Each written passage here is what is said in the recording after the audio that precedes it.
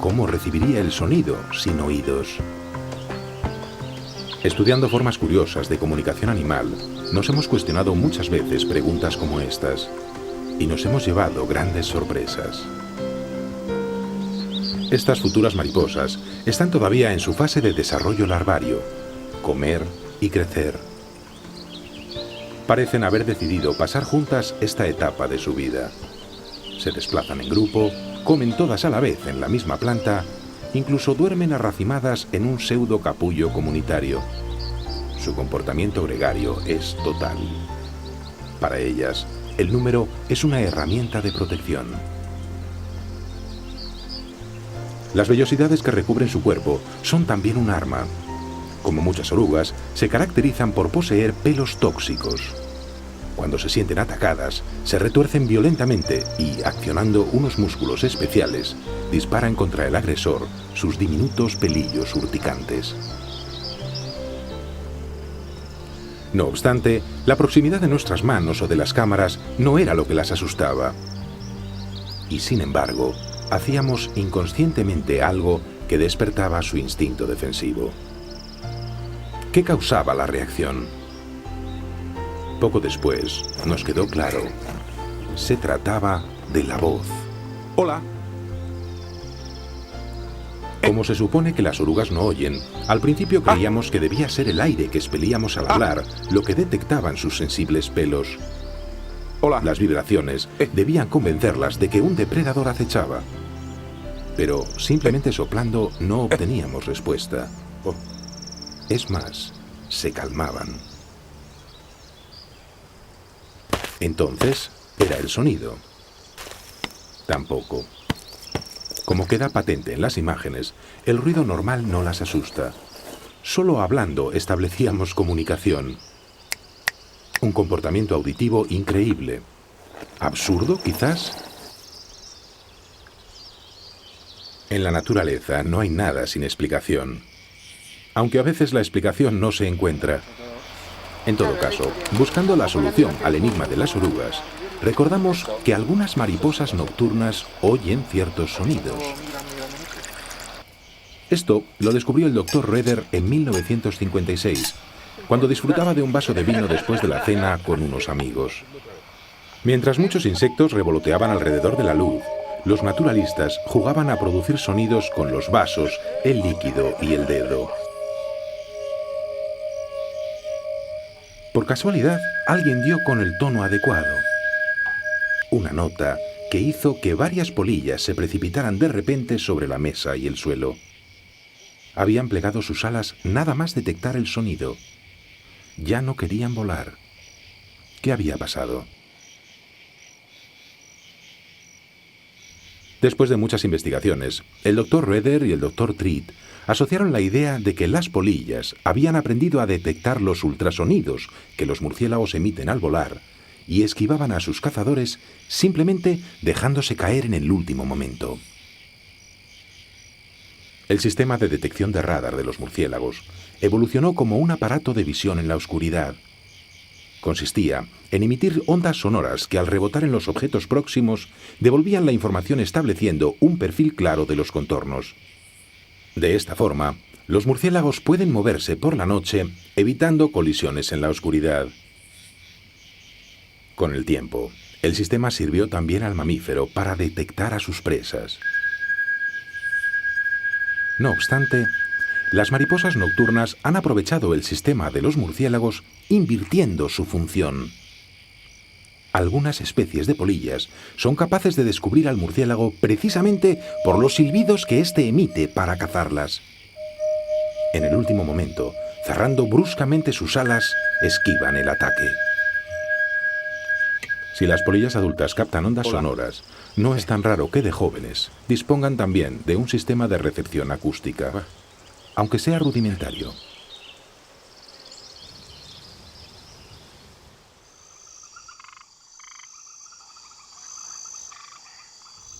Como todo el mundo sabe, los sonidos se transmiten mejor a través de los cuerpos sólidos o a través del agua que por el aire.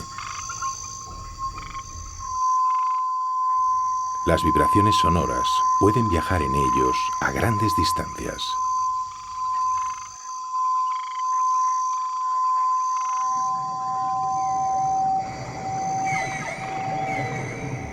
Muchos animales emiten y reciben sonidos bajo el agua, pero los cetáceos son los verdaderos reyes de la telecomunicación subacuática. Los complicados cantos de baja frecuencia de algunas ballenas han podido ser detectados a más de 500 millas de distancia. Su voz, la más potente del planeta, les sirve para comunicarse entre ellas, resonando de costa a costa en el océano.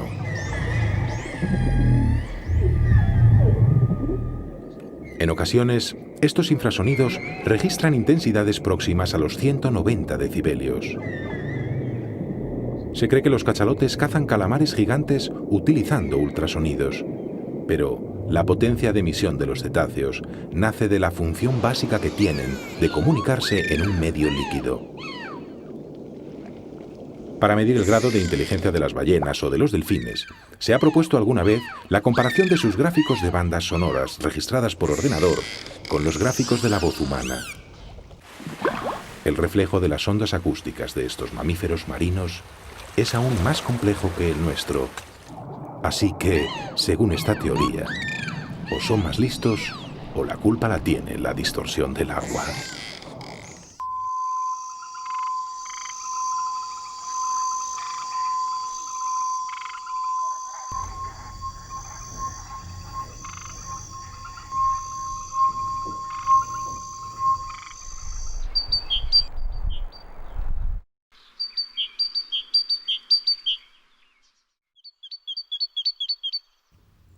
Para registrar sonidos por el aire, es muy importante contar con parábolas que amplifiquen y seleccionen la señal del emisor. Las ballenas no tienen pabellones auditivos, probablemente por motivos hidrodinámicos, pero fuera del agua, una buena pantalla con forma cóncava ayuda a que el sonido se reciba mejor.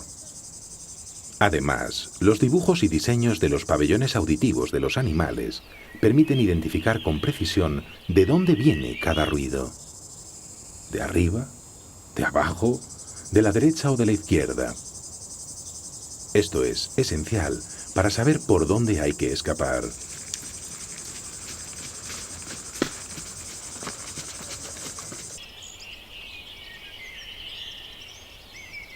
La movilidad de estas parábolas es directamente proporcional a la necesidad de escuchar de cada especie.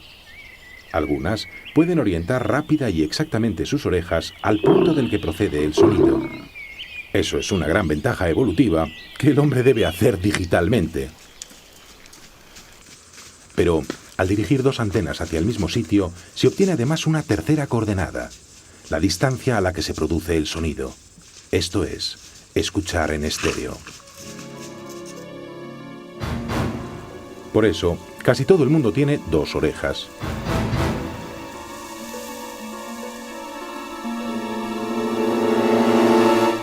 Este coyote busca ratones que se mueven sigilosamente bajo la nieve. No puede verlos, pero sabe exactamente dónde están.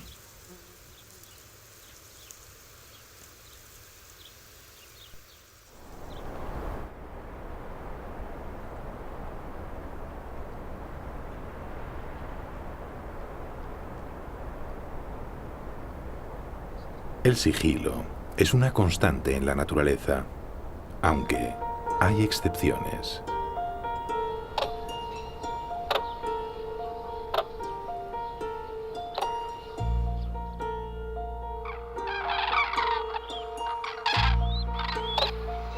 Pocas reuniones zoológicas son más estruendosas que un dormidero de grullas al amanecer. Las grullas son muy gregarias, buscan refugio en el número. Los bandos duermen, comen y se desplazan unidos. Incluso en vuelo no dejan de gritarse unas a otras. Seguramente, el sonido de sus largas gargantas les hace sentir que están rodeadas de muchos congéneres y así se sienten más seguras. Su griterío tiene además otro fin: marcar su posición mientras se desplazan. Esta bandada está a punto de emigrar. Las frías mañanas del invierno darán pronto paso a la primavera, y para las grullas es tiempo de ir al norte. Sus graznidos las mantendrán unidas en formación durante el largo viaje. La idea de las grullas de emitir señales acústicas para establecer una referencia en el espacio es utilizada también por el hombre. El vuelo en formación de nuestros aviones es posible, entre otras cosas, gracias a este invento de las grullas. Aunque nosotros nunca hemos podido coordinar escuadrones tan numerosos. La cuestión es emitir sonidos cortos y continuados como los que hacen las grullas. De otra forma, el sonido podría escucharse, pero resultaría mucho más difícil encontrar su procedencia exacta.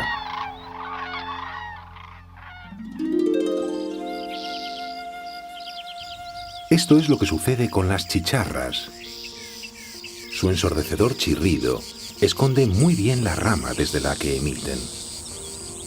Si el que oye no es otra chicharra.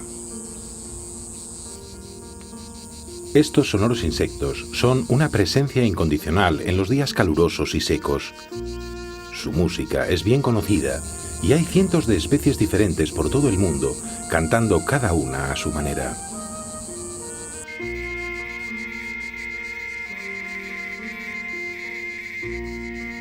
Pero oírlas no es lo mismo que verlas. De hecho, muy pocas personas las han visto alguna vez. Son animales crípticos, es decir, su color les camufla bien en su entorno. Y cuando cantan, apenas si se aprecia que lo hacen. Parecen no mover ni un músculo. ¿Cómo producen su melodía? La idea generalizada es que las chicharras, como los grillos, frotan sus alas entre sí y los nervios de los transparentes élitros actúan como las cuerdas de un violín desafinado. Y no es cierto. El mecanismo con el que produce su potente rugido la chicharra está escondido, precisamente bajo las alas. Una membrana ondulada es frotada con un apéndice móvil muy duro. La tensión de esa membrana y la presión que ejerce el insecto con su baqueta hacen el resto.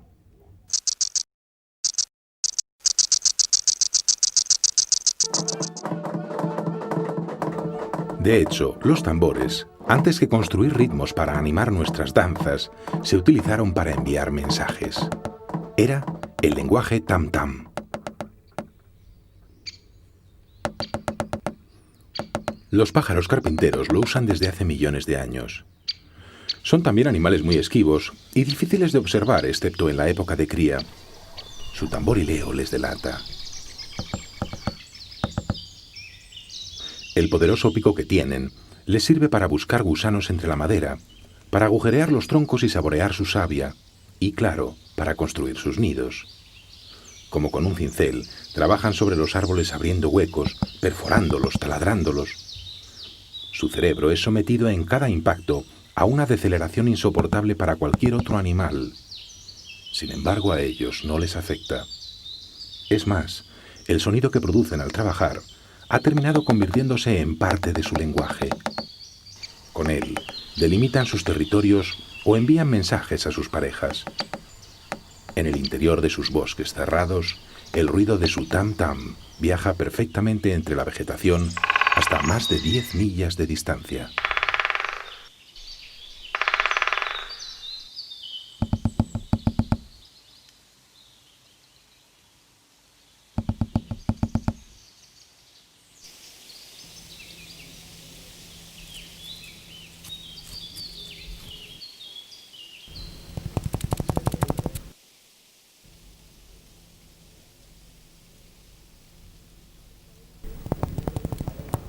En el suelo de la selva, hay alguien que utiliza igualmente la percusión como lenguaje, aunque este es un ritmo casi imperceptible.